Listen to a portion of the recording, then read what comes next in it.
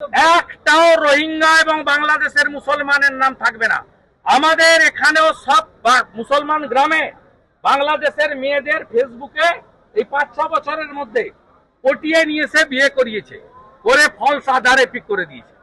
সব মুসলমান পাড়ায় পাবেন আপনি বাংলাদেশের মেয়ে বউ।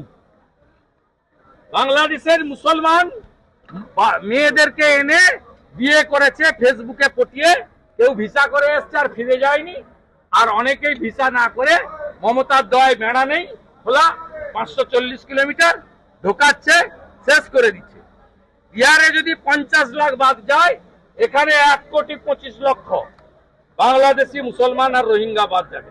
আর সব হিন্দুদেরকে আমি অ্যাসিওর করছি, ভারতীয় হিন্দু মুসলমানকে অ্যাসিওর করছি, আর ধর্মীয় কারণে বাংলাদেশ থেকে আসা হিন্দুদের অ্যাসিওর করছি, একটা কারোরও কোনো অসুবিধা হলে উপরে মোদিজি যদি গ্যারান্টার থাকেন, এই রাজ্যের এলওপিও একটা ছোটখাটো গ্যারান্টার।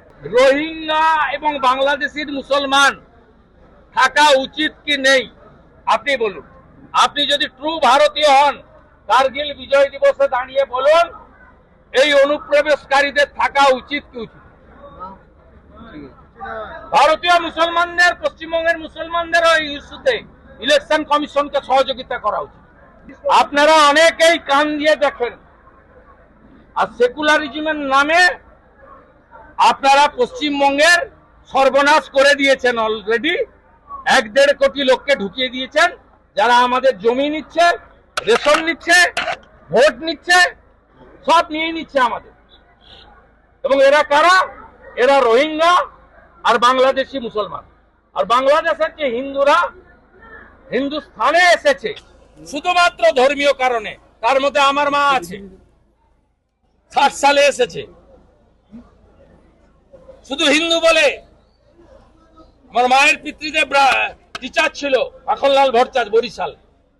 10 বিঘা জমি, শিব মন্দির, চাকরি ছেড়ে এখানে এসে জুট মিলের ম্যানেজারি করে সংসার চালিয়েছে।